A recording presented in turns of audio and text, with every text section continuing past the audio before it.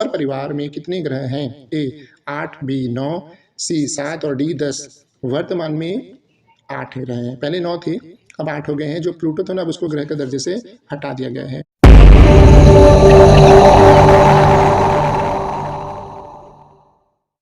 Hello guys, welcome back to Apex Study. स्वागत है आप सभी का एपेक्स स्टडी में। आज की इस वीडियो में हम देखने जा रहे हैं सहायक शिक्षक, शिक्षक तथा व्याख्याता पंचायत के पाठ्यक्रम से संबंधित सामान्य ज्ञान के महत्वपूर्ण 50 प्रश्न, जो कि आपके परीक्षा पॉइंट ऑफ व्यू से काफी ज्यादा इंपॉर्टेंट होंगे। वीडियो शुरू करने पहले कहना चाहूंगा दोस्तों, यदि आपने एपेक्स स्टडी चैनल को सब्सक्राइब नहीं किया तो सब्सक्राइब करें तथा बेल आइकन के ऑल को भी प्रेस कर ले। तो चलिए दोस्तों शुरू करते हैं।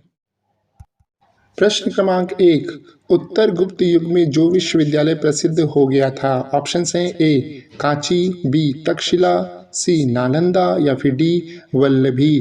तो उत्तर गुप्त युग में जो है नालंदा विश्वविद्यालय प्रसिद्ध हो गया था। प्रश्न क्रमांक 2, भारतीय नेपोलियन की उपाधि किसे दी गई है? ये रहे आपके ऑप्शंस। ए चंद्रगुप्त मौर्य, बी समुद्रगुप्त, सी चंद्रगुप्त प्रथम या फिर डी हर्षवर्धन।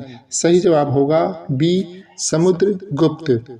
प्रश्न क्रमांक 3, आयुर्वेद के वैद्य चिकित्सा का भगवान किन्हें मानते हैं? ये रहे आपके ऑप्शंस। ए सुश्रुत, बी च्यवन्न, सी धन्वंतरी या फिर डी चरक। सही जवाब होगा सी धन्वंतरी। चौथे क्रम का प्रश्न है दोस्तों, पहला ज्ञात गुप्त शासक कौन था? काफी महत्वपूर्ण प्रश्न है ये, परीक्षा में पूछा हुआ। ए श्रीगुप्त, बी चंद्रगुप्त एक, सी घटोत्कच या फिर डी कुमार गुप्त प्रथम। तो इसका सही जवाब होगा ए श्रीगुप्त। पांचवें क्रम का प्रश्न है दोस्तों, रोमन साम्राज्य के साथ भारत का व्यापार रोम पर किसके द्वारा आक्रमण के साथ समाप्त हो गया? ए अरबों द्वारा, बी हंगेरियों द्वारा, सी हूणों द्वारा या फिर डी तुर्कों द्वारा। सही जवाब होगा सी हूणों द्वारा। हूणों के आक्रमण के बाद जो है रोम के साथ व्यापार समाप्त हो गया था भारत का। प्रश्न क्रमांक 6, आर्यभट्ट और वराहमिहिर के सुविख्यात नाम किसके युग के साथ संबंधित हैं? ए गुप्त वंश, बी कुषाण वंश, सी मौर्य वंश या फिर डी पाल वंश। सही जवाब होगा ए गुप्त वंश। सातवें क्रम का प्रश्न है, इलाहाबाद के स्तंभ में किसकी उपलब्धियां उत्कीर्ण हैं?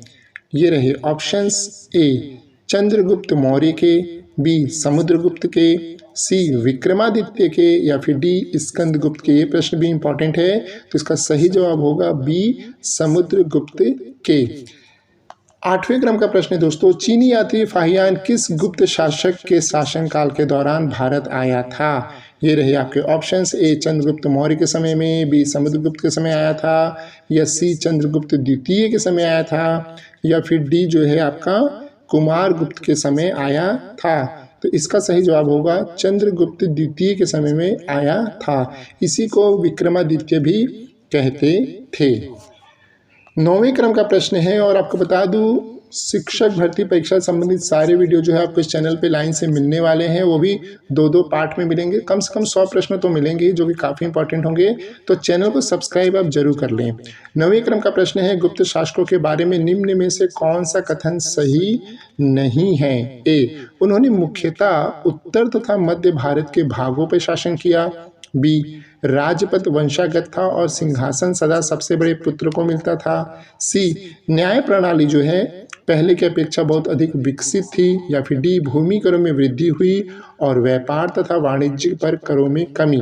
तो इसमें से कौन सा कथन सही नहीं है? तो ये जो बी दिख रहे हैं ना आपको, राजपद वंशागत था और सिंहासन सदा सबसे बड़े पुत्र को मिलता था, ये बात सही नहीं है।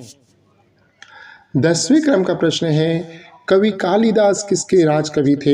ए चंद्रगुप्त मौर्य के थे, बी समुद्रगुप्त के थे, सी चंद्रगुप्त द्वितीय के थे या फिर डी कुमार गुप्त के थे। तो सही जवाब होगा कालिदास जो है चंद्रगुप्त द्वितीय यानी कि विक्रमादित्य के शासनकाल में जो है कालिदास जी जो थे। 11वें क्रम का प्रश्न है, गुप्त युग का प्रवर्तक कौन था? ए घटोत्कच, बी श्रीगुप्त, सी चंद्रगुप्त प्रथम या फिर डी समुद्रगुप्त। तो गुप्त युग जो है उसको माना जाता है कि श्रीगुप्त ने जो है इसकी स्थापना की थी, गुप्त वंश की।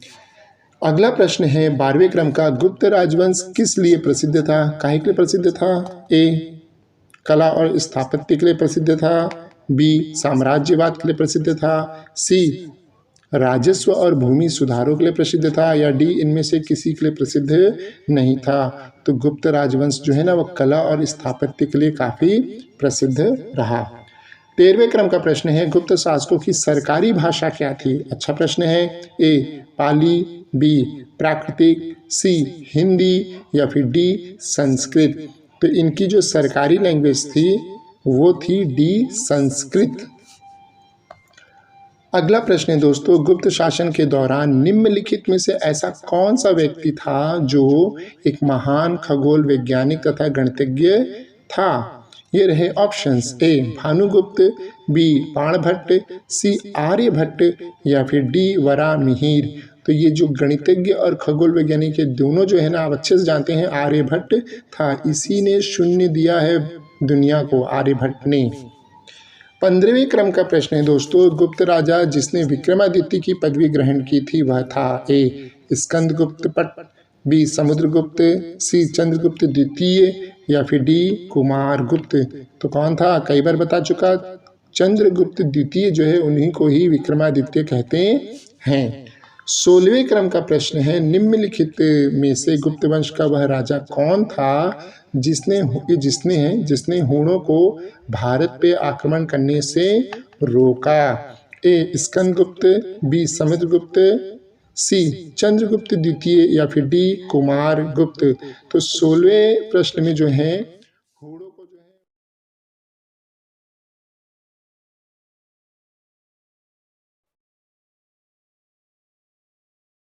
कुमारगुप्त था, इसने ही रोका था।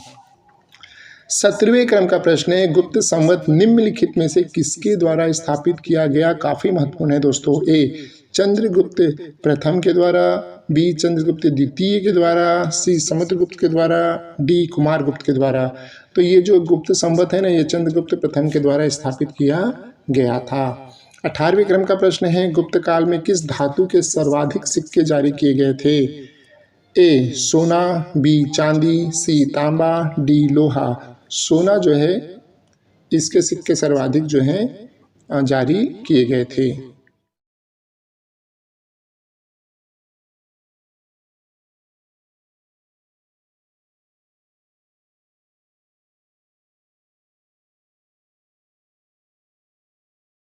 थे 19वां है, चंद्रगुप्त द्वितीय और को किस नाम से जाना जाता था? ए समुद्रगुप्त के नाम से, बी स्कंदगुप्त, सी विक्रमादित्य, डी राणा गुप्त।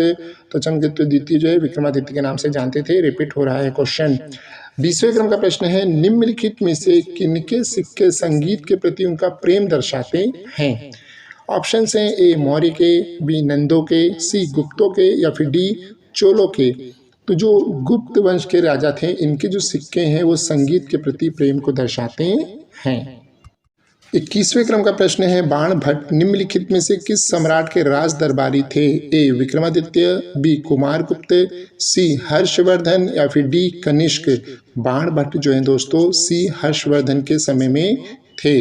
22वें क्रम का प्रश्न है, हर्षवर्धन अपनी धार्मिक सभा कहाँ किया करता था? ए मथुरा में, बी प्रयाग में, सी वाराणसी में, डी ताम्रलिप्ति में। तो देखिए ये जो है हमेशा प्रयाग, जिसको वर्तमान में इलाहाबाद कहते हैं, यहाँ पे अपनी धार्मिक सभा किया करता था। 23वें क्रम का प्रश्न है, एक महान रोमानी नाटक कादम्बरी का लेखक कौन था? ए बाणभट्ट, बी हर्षवर्धन, सी भास्करवर्धन, डी बिंदुसार। तो इसका सही जवाब होगा कादम्बरी के लेखक ए बाणभट्ट हैं। 24वें क्रम का प्रश्न है, निम्नलिखित में से किसकी रचना हर्षवर्धन ने नहीं की? तो इनमें से किसकी रचना जो है हर्षवर्धन ने नहीं की है? ए हर्षचरित्र, बी रत्नावली, सी प्रियदर्शिका, और डी नागानंद। तो आपको जानकर हैरानी होगी हर्षवर्धन ने हर्षचरित्र नहीं लिखा है। ठीक है। 25वें क्रम का प्रश्न है दोस्तों, हर्ष द्वारा आयोजित कन्नौज सभा किसके सम्मान में की गई थी? ए फाहियान, बी इत्सिंग, सी हुएत्सांग, डी मेगास्थनीज।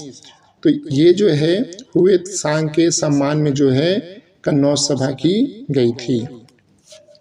26वें क्रम का प्रश्न है, थोड़ा सा साइंस के और भूगोल की तरफ भी आते हैं। वायुमंडलीय दाब मापने का पैमाना है, काफ़ी इंपॉर्टेंट क्वेश्चन है, पूछते ही रहता है। ए बैरोमीटर, बी मिलीमीटर, सी वोल्टमीटर, डी डेकामीटर। तो 26वें क्रम का जो प्रश्न है उसका सही जवाब होगा ए बैरोमीटर। 27वें क्रम का प्रश्न है अमीबा में कुल कितने शेल या कोशिकाएं होते हैं? ऑप्शन हैं ए का 1, बी का 2, सी का 3 और 4 का डी का 4। तो अमीबा में जो है वो एक कोशिका होता है। 28वें क्रम का प्रश्न है नागालैंड भारत का विविधता राज्य कब बना? तो ये प्रश्न काफ़ी इंपॉर्टेंट है नागालैंड के बारे में। कब बना? तो ए 1963 में, बी 1964 में, सी 1965 में या डी 1966 में। तो नागालैंड भारत में शामिल हुआ और 1963 में जो ये राज्य का दर्जा दिया गया था।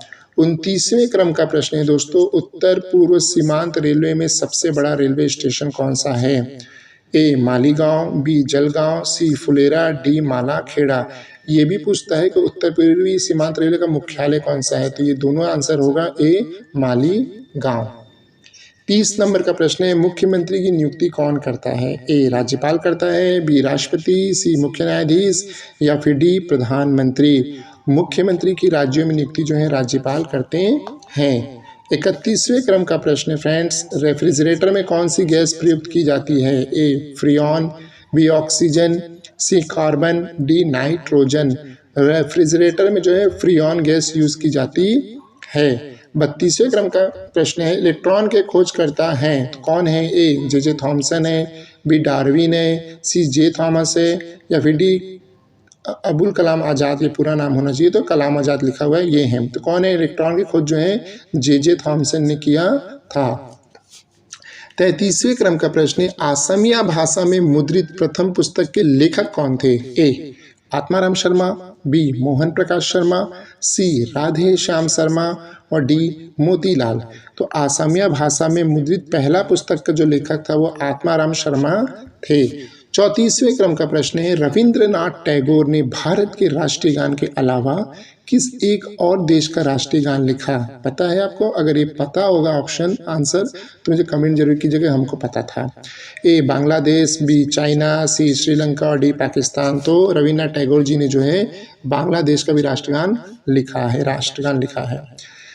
35वें क्रम का प्रश्न है हीटर के तार किस चीज़ के बने होते हैं? ए नाइक्रोम के, बी सोने के, सी चांदी के, डी तांबे के। तो हीटर के जो तार होते हैं ना वो नाइक्रोम के बने होते हैं, काफ़ी ज़्यादा गर्मी सह सकते हैं। 36वें क्रम का प्रश्न है लोहे पे जंग लगने से उसका भार, काफ़ी इंपॉर्टेंट है। ए बढ़ता है, बी अत्यधिक बढ़ता है, सी कम हो जाता है, डी ज़्यादा हल्का हो जाता है। लोहे पे जब जंग लगता है ना तो उसका भार बढ़ जाता है। अगला प्रश्न है दोस्तों विश्व का सबसे बड़ा नदी द्वीप मांजुली असम के किस जिले में स्थित है? एक पतालपुरी में, बी दार्जिलिंग में, सी मुनावारी में और डी शिवासागर में। तो ये जो नदी द्वीप मांजुली असम के पतालपुरी जिले में स्थित है। 38वें क्रम का प्रश्न है ध्वनि की चाल अधिकतम किस में होती है? ध्वनि जो होता है उसकी चाल किस में अधिकतम होती है? तो ए स्टील में, बी लोटे में, सी जस्ते में, डी पीतल में। जो लोग एग्जाम देते होंगे ना उनको पता होगा ये सब क्वेश्चन कितने इंपॉर्टेंट है, पूछता है। अधिकतर क्वेश्चन ऐसे क्वेश्चन रिपीट करता है। तो ध्वनि की जो सबसे अधिक चाल होती है ना वो स्टील में होती है। अगला प्रश्न है दोस्तों किसे भविष्य की धातु कहा जाता है? ए titanium, be lead, C mercury या फिर डी प्लेटिनम। भविष्य की धातु जो है टाइटेनियम को कहा जाता है। 40वें क्रम का प्रश्न है कौन सा तत्व स्वतंत्र अवस्था में पाया जाता है? ए सल्फर, बी सोडियम, सी हीलियम, डी बेरिलियम। स्वतंत्र अवस्था में जो है वो सल्फर पाया जाता है। अगला प्रश्न है दोस्तों दिल्ली के सुल्तान रजिया सुल्तान किसकी पुत्री थी? ए शम्स उद दिन इल्तुतमिश, बी अलाउद्दीन खिलजी, सी बाबर, डी मोहम्मद तुगलक। रजिया सुल्तान जो है वो शम्स उद दिन इल्तुतमिश की जो है पुत्री थी और भारत की पहली महिला सुल्तान भी थी। अगला प्रश्न है दोस्तों मंदिरों की पुण्य भूमि भारत के किस राज्य को कहा जाता है? अच्छा चलिए देखते हैं। मंदिरों की पुण्य भूमि ए तमिलनाडु को, बी आंध्र प्रदेश को, सी राजस्थान को, डी उत्तर प्रदेश को। आप लोग बताओ किसे कहा जाता है? सभी सोचेंगे उत्तर प्रदेश। सही जवाब होगा तमिलनाडु को कहा जाता है। अगला प्रश्न है दोस्तों, महाराष्ट्र के प्रथम मुख्यमंत्री कौन थे? अच्छा, ये प्रश्न तो कुछ नहीं लग रहा जोरदार, फिर भी चलो देख लेते हैं। वाई चौहान थे, इंदिरा गांधी थी, सरोजिनी नायडू थी, ममता बनर्जी थी। तो महाराष्ट्र के मुख्यमंत्री कौन थे भैया? चौहान थे, वाई चौहान थे। अगला है, काफी इंपॉर्टेंट है, भारत का मैनचेस्टर किसे कहा जाता है? ए अहमदाबाद, बी सूरत, सी जयपुर, डी नागपुर। मैनचेस्टर नाम से अहमदाबाद को जानते हैं, कपड़े का काफ़ी ज़्यादा व्यापार होता है, यहाँ पे काफ़ी कपड़े बनते हैं। 45वें क्रम का प्रश्न दोस्तों, बिहार का शोक किस नदी को कहा जाता है? ए कोसी को, बी माही को, सी रावी को, या फिर डी यमुना को। बिहार का शोक जो है वो कोसी नदी को कहते हैं, क्योंकि इसके कारण बाढ़ काफ़ी ज़्यादा आता रहता है। चलिए दोस्तों, ये प्रश्न है अगला आपका 46वें क्रम का, अलीगढ़ किस उत्पाद के लिए मशहूर है? ए ताले बनाने के लिए, बी चूड़ी बनाने के लिए, सी आभूषण बनाने के लिए, डी कपड़े बनाने के लिए। तो अलीगढ़ जो है वो ताले बनाने के लिए फेमस है। 47वें क्रम का प्रश्न है, किस भारतीय राज्य में विशाखापट्टनम बंदरगाह स्थित है? इंपॉर्टेंट है। ए आंध्र प्रदेश में यानी, बी नागालैंड में, सी मणिपुर में, और डी महाराष्ट्र में। तो सभी जानते हैं ए आंध्र प्रदेश में जो है विशाखापट्टनम बंदरगाह स्थित है। अगला प्रश्न है दोस्तों, हमारे सौर परिवार में कितने ग्रह हैं? ए 8, बी 9, सी 7 और डी 10। वर्तमान में 8 ग्रह हैं, पहले 9 थे, अब 8 हो गए हैं। जो प्लूटो था ना, अब उसको ग्रह के दर्जे से हटा दिया गया है। अंतिम प्रश्न दोस्तों, भारत की डीजल इंजन विनिर्माण इकाई डीजल लोकोमोटिव वर्क्स कहाँ स्थित है? ए वाराणसी में, बी अहमदाबाद में, सी कच्छ में, हाँ, और डी रुड़की में। तो ये जो डीजल लोकोमोटिव वर्क्स है ना, ये वाराणसी में स्थित है। इसका पार्ट 2 भी तुरंत मिलेगा आपको, अगले दिन ही मिल जाएगा, तो चैनल पे जुड़े रहेगा। आशा दोस्तों आपको वीडियो काफ़ी पसंद आएगा। चैनल को सब्सक्राइब कर, वीडियो को लाइक कीजिएगा, शेयर कीजिए और हमें कमेंट कीजिएगा। तब तक के लिए thank you and all the best.